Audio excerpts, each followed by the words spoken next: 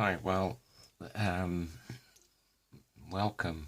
This is to myself probably, because I'm making a video about my video recorder.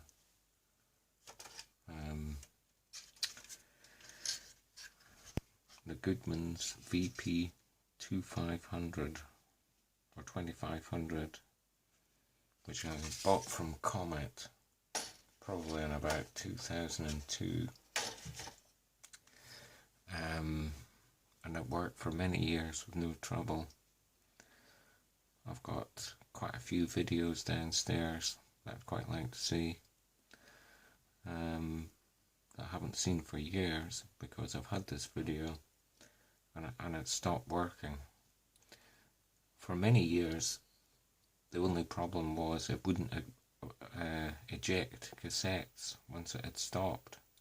And what I used to do was I used to leave the cover unscrewed, the top cover, which is this, and then I would, from the top cover, I could get to this thing, which is what they call, I understand, the transport mechanism of the video recorder, where the video goes in and it gets read by the spinning tape head here. I used to just come in and touch this roller, and you can see there's a little, I don't know if you can see this, if I put this up close here, there's little indentations on this part here, and there's no other reason I can think of why these are there other than for someone to be able to turn that manually, presumably for service technicians to be able to turn this manually, or as I was doing, turning this manually so that it would just turn a little bit and then it would eject the cassette. So I know there's that problem that's been there for years, that it wouldn't always eject cassettes.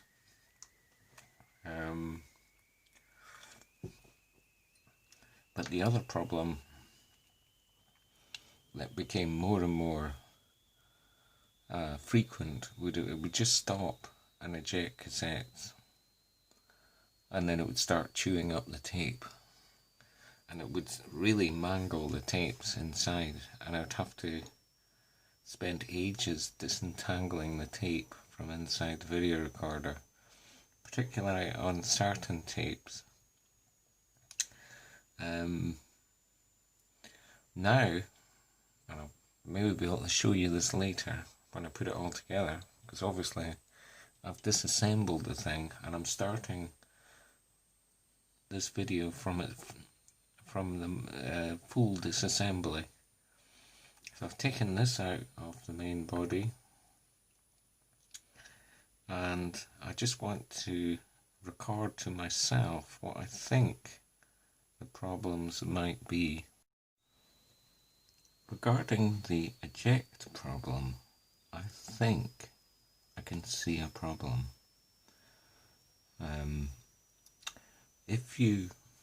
I'm going to use this screwdriver here. If you look on this cog here, this cog here is, if you like, a programmed cog with a movement which is followed by this lever. There's a hole, and I note also, if you look at this connector, there's a hole here, although there is also a hole here. What I'm thinking is, the only hole I can see is that should line up with that, but if you look at it, I don't know if you can see this, I think it's slightly out. I think it's one tooth out, one tooth too low. See that? I'll just bring that over. Doing a few degree. It just looks slightly out. Now, could that be the problem? The main problem is, why doesn't it play now properly? And also, I'd have to say, it does get a bit erratic, and then it gets into a state where an error, ERR, appears on the display on the front.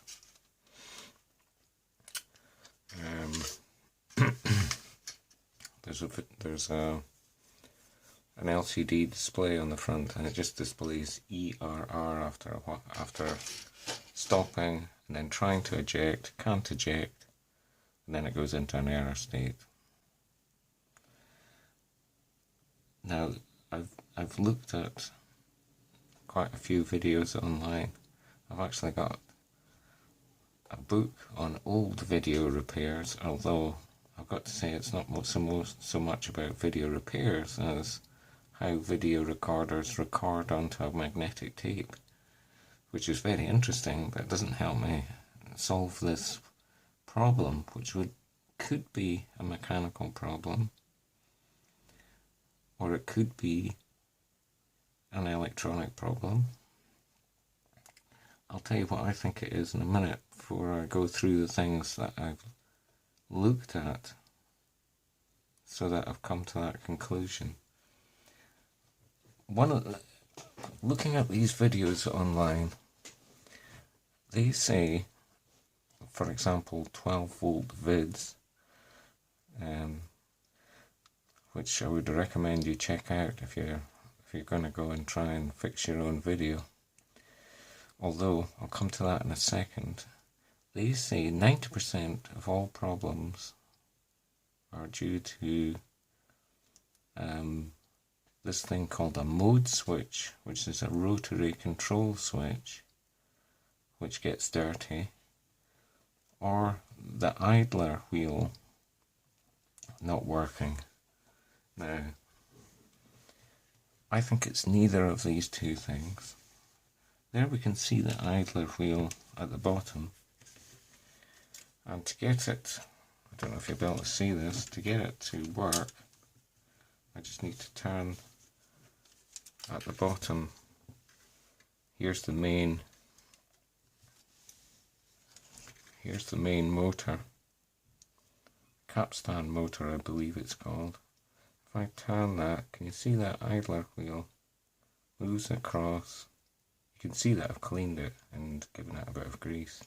And when that's turning, when it's not turning, it goes the other way. When it's turning, it engages, and you see it turning. But you can see it turning the the supply reel there, which is on the left. And if it was to turn the other way, now in this case, it doesn't turn the take-up reel. And that's because this mechanism here needs to slide across before it will allow it to go on.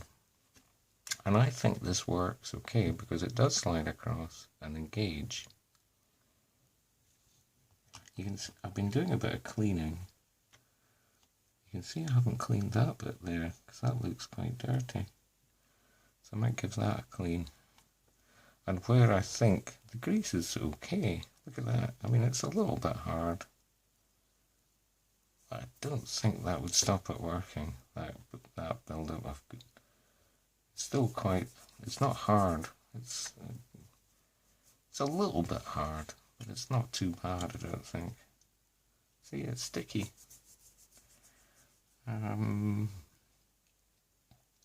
It's certainly not perfect, and I might just go and take all the grease off and re-grease everything. Why not? I just don't think that that's the problem that would stop it working, but you never know. So I might go and do that just to eliminate that problem. I know where I've greased it because they're using green grease and I'm using my, I don't know if you've ever seen any of my other videos, my Shimano internal hub grease, which is since I bought this and it was very expensive, I use it on my internal hub gear, but it's a lithium based grease and it's white. So I've been using that. You've just got to use sometimes what you've got, haven't you? It might not be perfect, but I don't think it's a bad thing. Yeah, I might do that just to eliminate that possibility.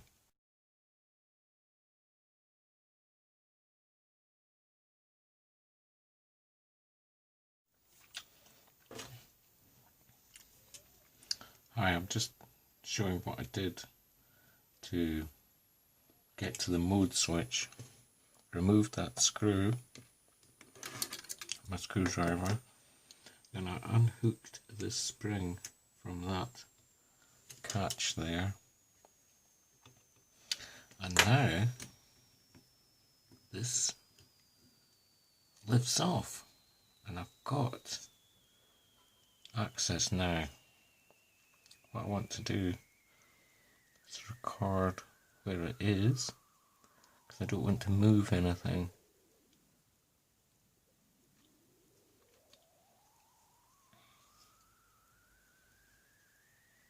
And where that gear wheel is.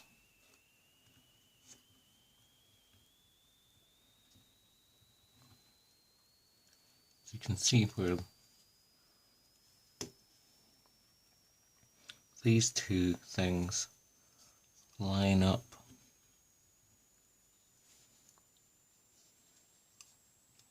Onto these two.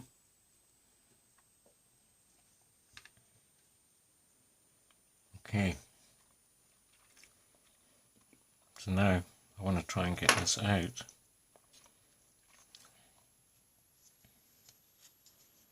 And that's it the wrong way, of course. So it's actually like that. Okay. And it goes on. Oh look, I've got access to the pinch roller as well. So I could probably just, seems quite loose though. I could put some oil in there at the same time. Maybe a bit of oil on there.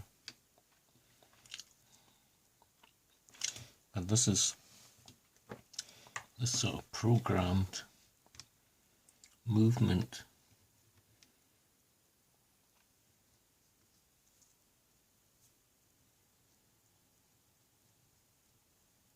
See that grease? It's a bit thick. I think it's fine. I'm going to leave that. I don't think that's the problem, he said.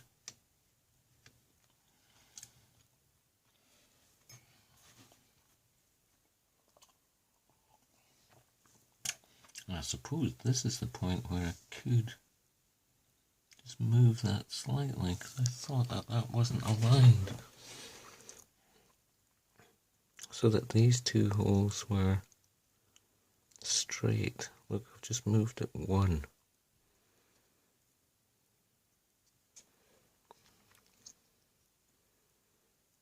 You've got to imagine that these two holes are straight. Anyway, right, let's put that to the side.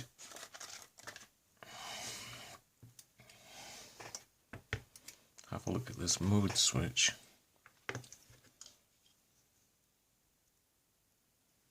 Tell you what I'm going to do is I'm just going to mark with a pen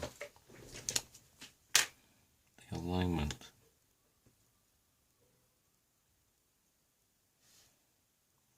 Of that. Just like that.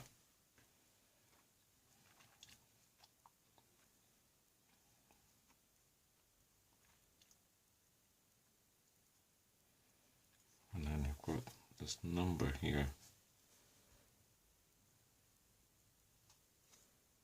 0K1. I'm just going to mark that here.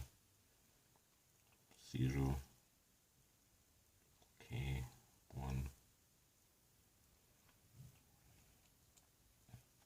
So 0K1 goes on that side.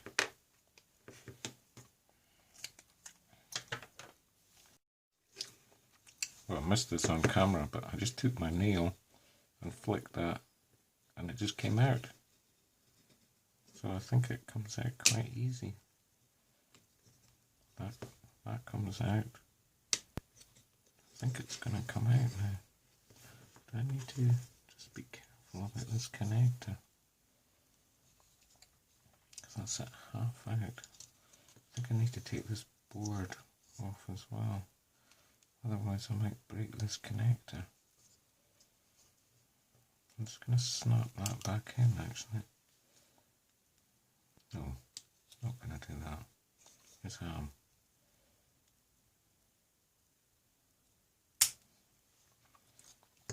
And I'm going to try and get this off first. Oh, but that's not going to move until I get that out. Shucks.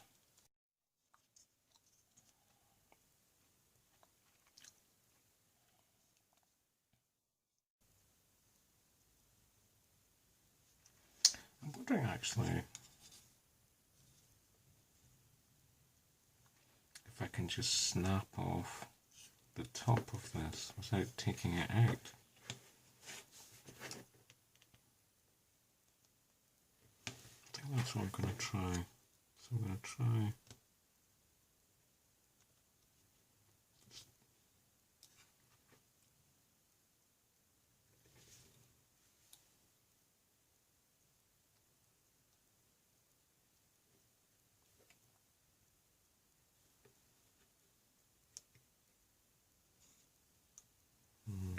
Not sure about that. Sorry, missed this. I missed this on camera. I've seen a guy doing this on one of the videos using a large screwdriver. I used this, which had filed down about my scraper. Put it in there and just give it a little twist and it popped off without breaking it. It went popping off.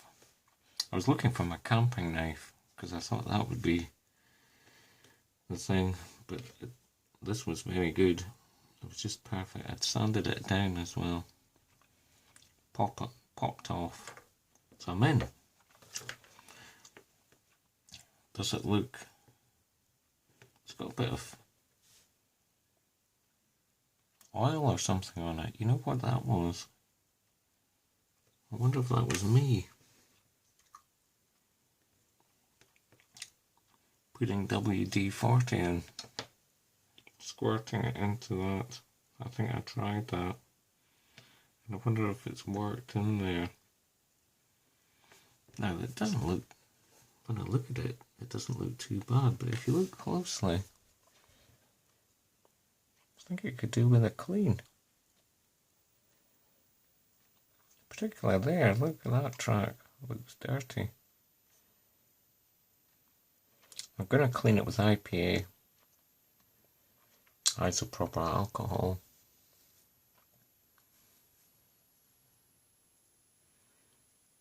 And then I'm going to put some deoxit in. Put the whole thing back together and see if that makes a difference before going on.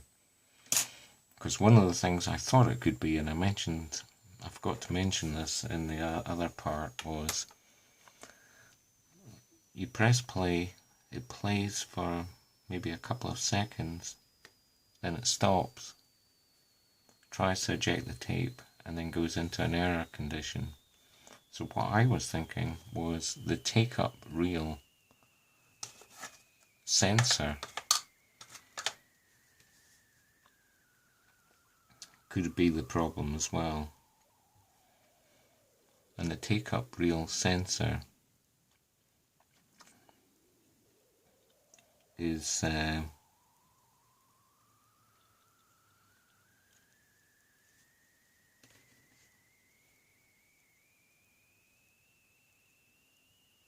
Where is it again?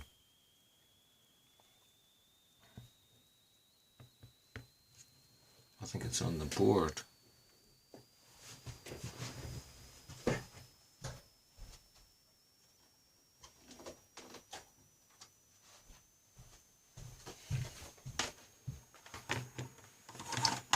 Okay, show the board here.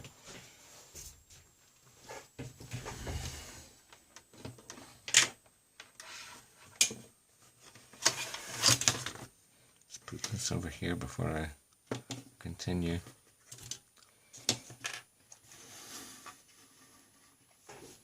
Clearly marked on the board. Hope you can see that. Hope I can see that. Take up reel S504. So I've cleaned in that as well. I wanted to test whether that was working. And I think that's an infrared sensor and detector on each side. And then the wheel has got metallic and black areas, I think. So I was just wanting to put something through there and see the voltage change on both these sensors. So we've got the take-up reel and the supply reel, and see if there's any difference between the supply and the take-up reel. So that's what I was going to focus on. But let's try this mode switch thing first.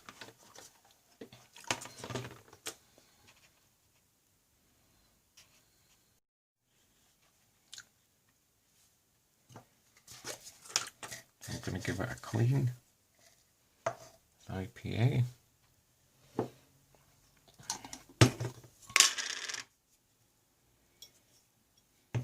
It's actually not IPA, but it is.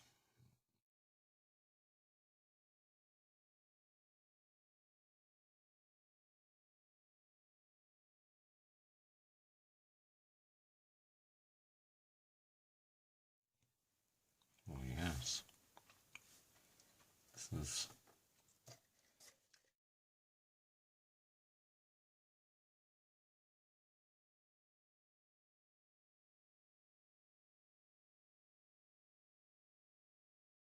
So I do think this is going to make a difference. Certainly going to help it. I wonder if this is it after all.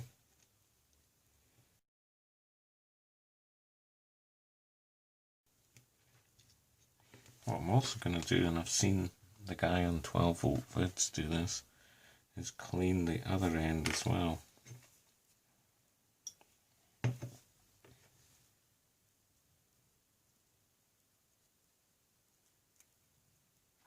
These contacts which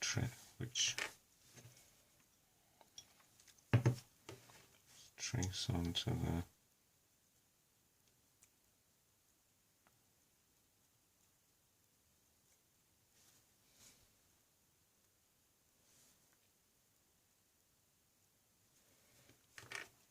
and then I'm just gonna give these a little bend, not much.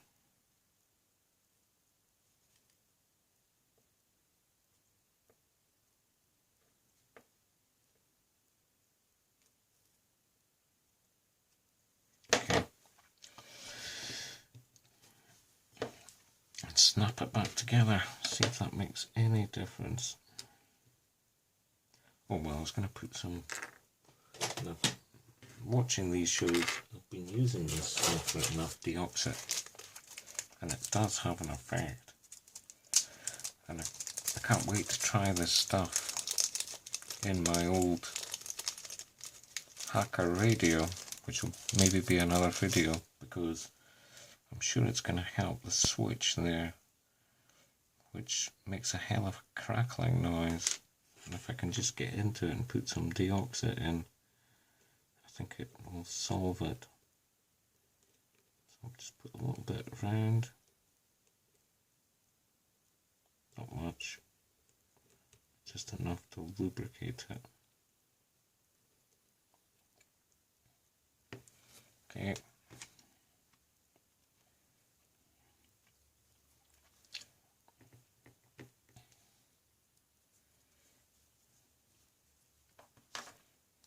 That's the stuff I'm talking about. Deoxit, cleaner and enhancer. It's expensive for a little tube, but hopefully worth it. Right, let's put this back in and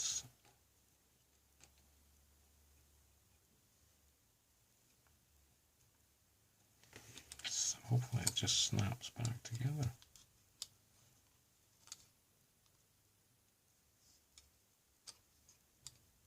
It's quite delicate, so you don't want to mess it up.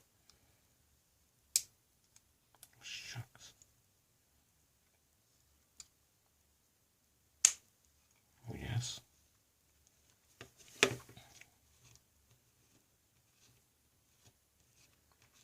Twist this back in here.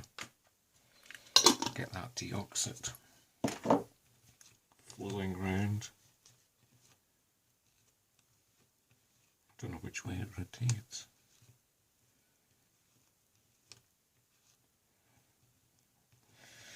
I always assume clockwise. But remember, clockwise could be anti-clockwise. Remember, anti-clockwise is the positive direction. If you had a standard axis. So anyway, I'll say clockwise. I don't know. Put it both ways. I could work it out. So when I twist that, oh no, I couldn't. I can't. Well, that doesn't matter.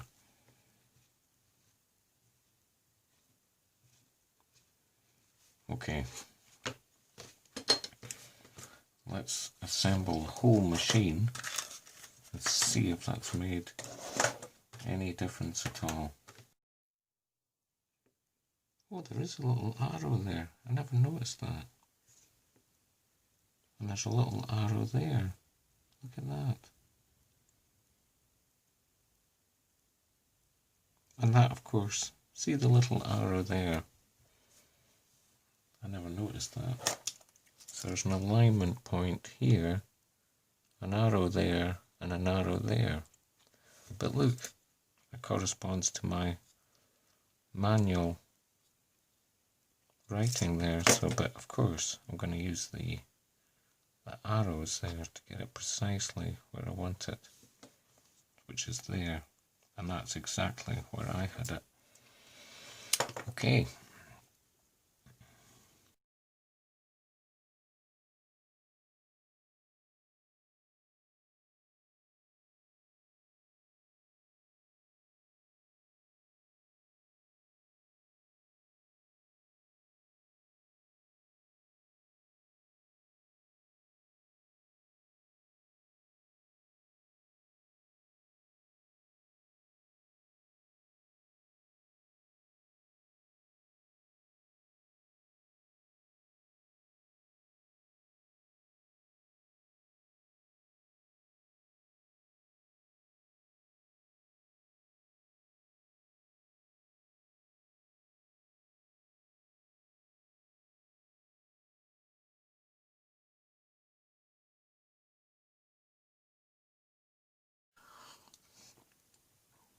Right, I'm going to try and assemble it all back together and see if it works.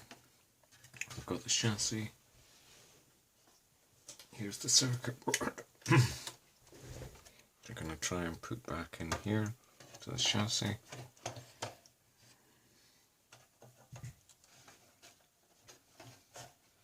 And remember, there's little tabs when I was taking it out, which held it. And it's got to go over that post. Oops.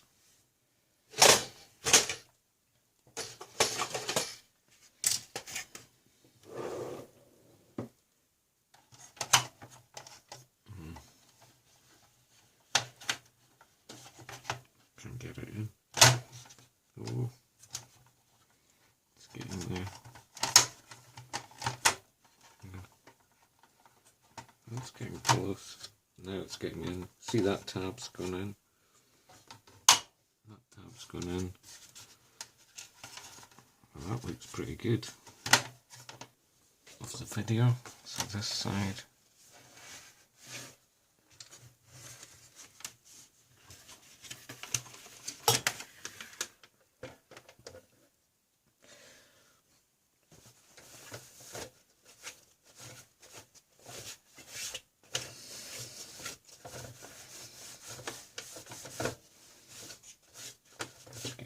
Stuff.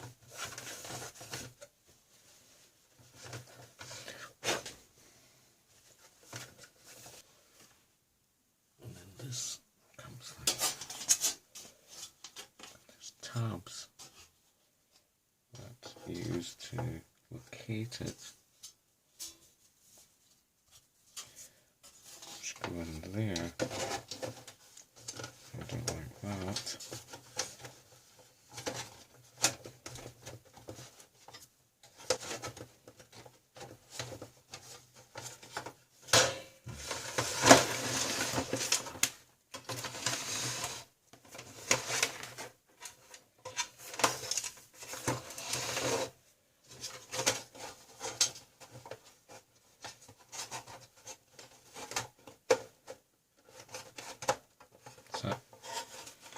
And then these just oh shucks.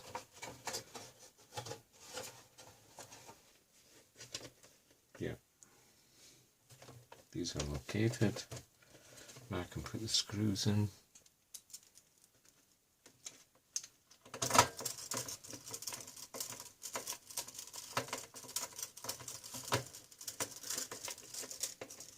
Which holds the circuit board as well as the case.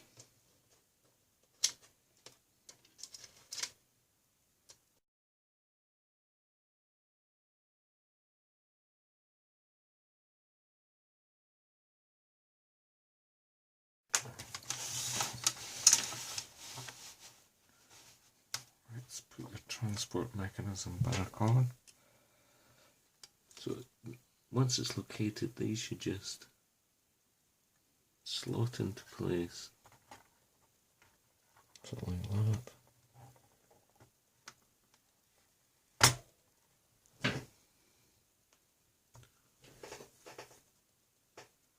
think that's it. There's 3 main screws plus a small screw, and they go in here.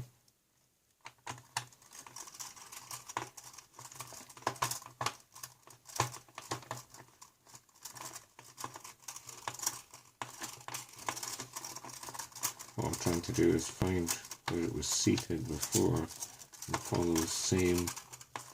These are kind of semi self-tapping screws which go into plastic. That one doesn't seem to link that side. So it's nice to find the same path that it was in before by pushing it round until you hear it, and then it goes in easily. Look at that. So I won't put that one all the way down, just put it there.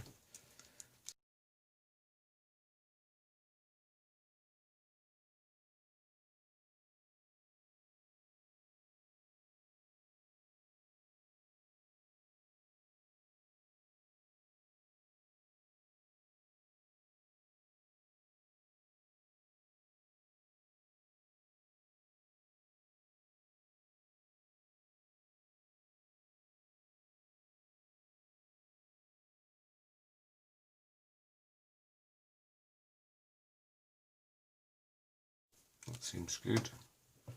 Let's do the other 2 up.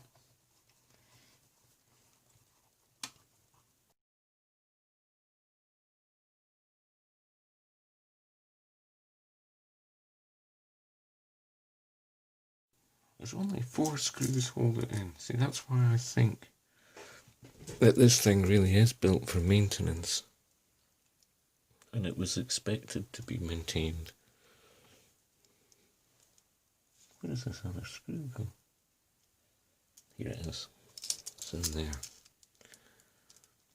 It's just in the middle.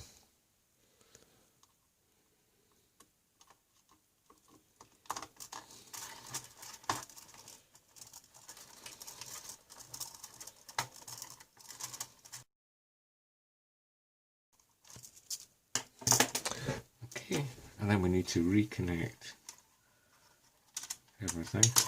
Start off with this, which gets routed through here under these tabs.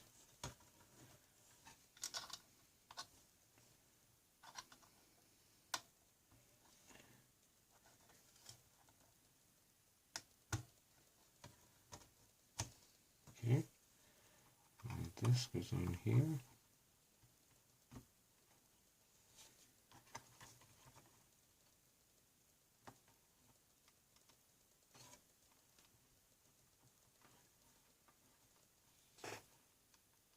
That's okay, and this ribbon goes in here.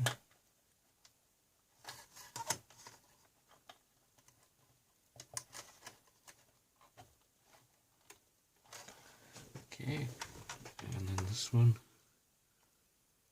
Now this is the important one with all the, just going to put a touch of deoxit on this as well, but inconsistent, but I'm going to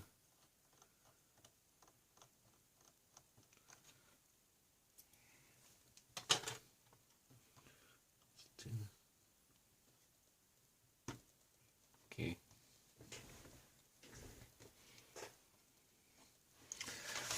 And that's basically it.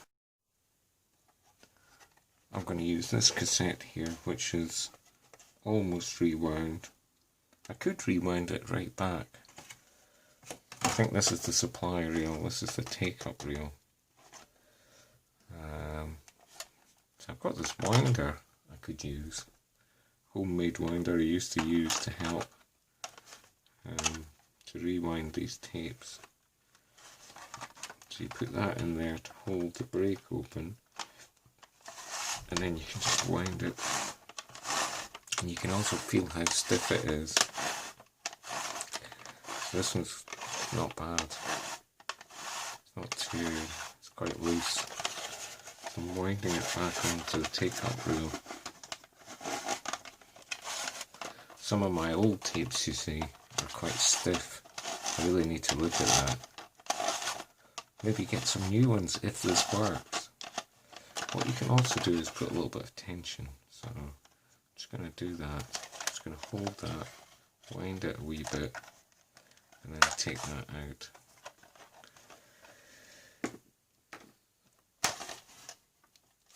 So that's the way it would normally stop, with a little bit of tension in it, I think. Okay, let's try this. Here goes. Do you think it's going to work? I don't know, I think it's going to behave better than it did, which was really badly. But whether it's going to work, I don't know.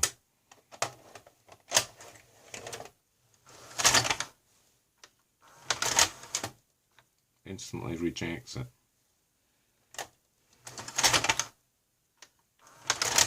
But that's actually good. It wouldn't do that quite so easily before. So this could be the sensor is getting, the sensors are thinking that there's no tape in there. Sometimes happens with this one. So what I'm going to do is I'm just going to put the cover over it.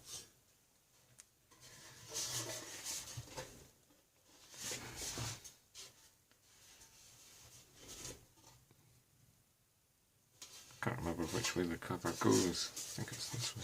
I think I should switch it off before doing that.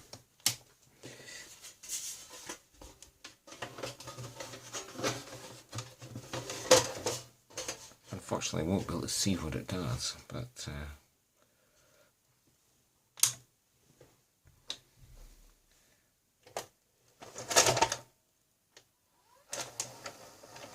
yeah, now it's taken up.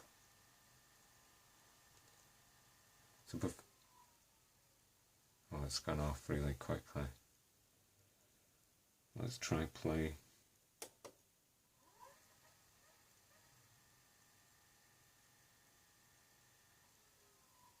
No, and it's got error on this. So that all that work, and it hasn't changed it at all.